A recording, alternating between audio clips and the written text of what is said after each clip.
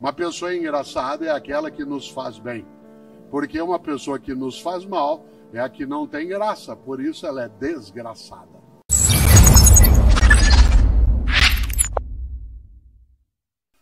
Alguns dos cristãos, especialmente os católicos, têm uma oração que diz Ave Maria cheia de graça.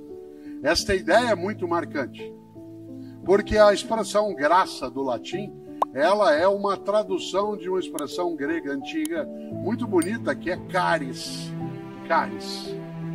Caris, da onde vem carisma, da onde vem carismático, da onde vem eucaristia. Vocês sabem que o prefixo eu, em grego, significa bom, né, ou boa. Por isso, eucaristia é a boa graça, a boa bênção. Muita gente, quando partilha uma refeição, seja, né, dentro de uma igreja, de um templo ou de um outro lugar, às vezes dá graças, rende graças. Afinal, a expressão caris no grego antigo é cuidado, protegido. O que é uma pessoa carismática? É aquela que nos faz bem. E tem gente que se coloca como propósito fazer bem aquilo que faz e fazer o bem também naquilo que faz. Uma pessoa cheia de graça, há um termo para ela, que pode até parecer estranho, mas uma pessoa cheia de graça é uma pessoa engraçada. Atenção, engraçado não é ridículo. Engraçado não é o piadista, até pode ser. Uma pessoa engraçada é aquela que nos faz bem, porque uma pessoa que nos faz mal é a que não tem graça, por isso ela é desgraçada.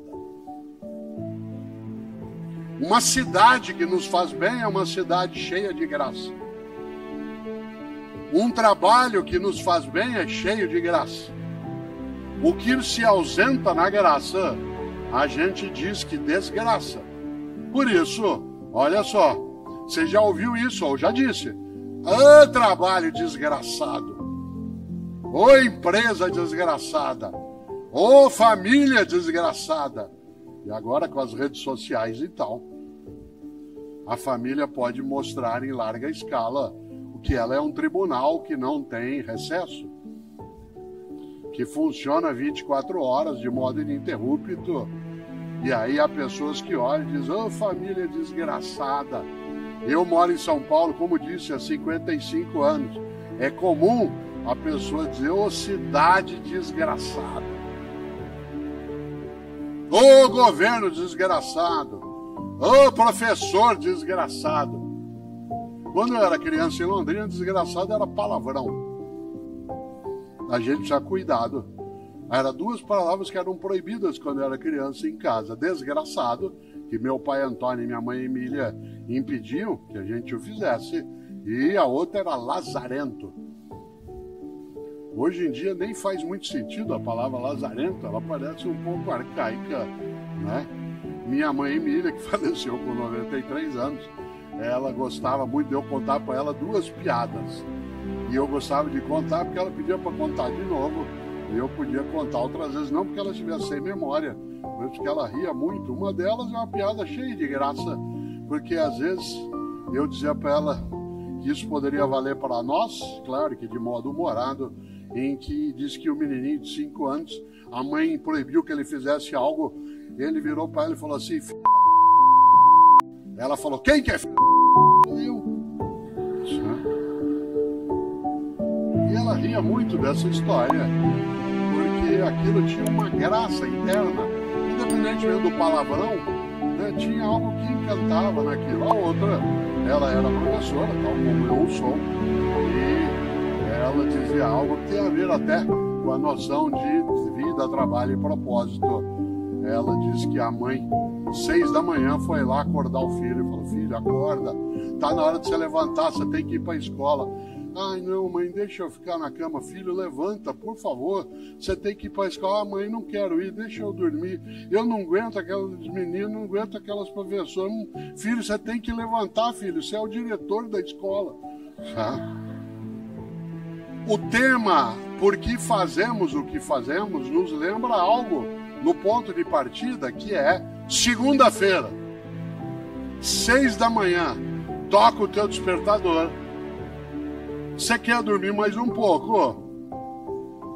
É só cansaço. Você não quer levantar de jeito nenhum. É estresse. Qual é a diferença entre cansaço e estresse? Cansaço resulta de um esforço intenso. Estresse resulta de um esforço sem sentido. Uma vida estressante é aquela em que você não enxerga o propósito. Uma vida cansativa é aquela que você tem esforços intensos. Exemplo concreto. Toca o despertador, segunda-feira, você não quer levantar.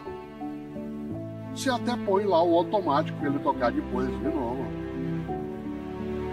Segunda-feira, 6 da manhã, você não quer sair da cama.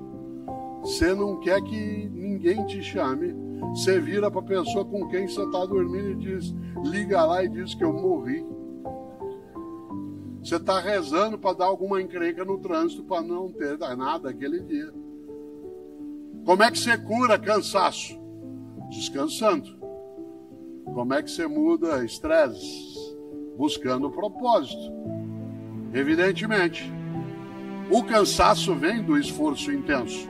Há muitas pessoas aqui que são pais, mães, avós, cuidam de crianças, seja como adultos, em que é muito cansativo.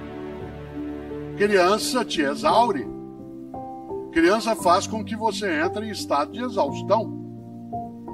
Quantas pessoas aqui que são pais ou mães de crianças pequenas, né, não veem a hora delas crescerem sem saber que fica pior? Que quando eles são pequenos você não dorme porque eles não deixam. E depois quando eles crescem você não dorme porque eles não chegam. Né? Claro. Ainda assim, tem propósito. Quer ver um exemplo? Uma mãe, isso mais na costa feminina, 2/3 do trabalho que é feito no mundo para a humanidade ficar viva é feita por mulheres, o trabalho.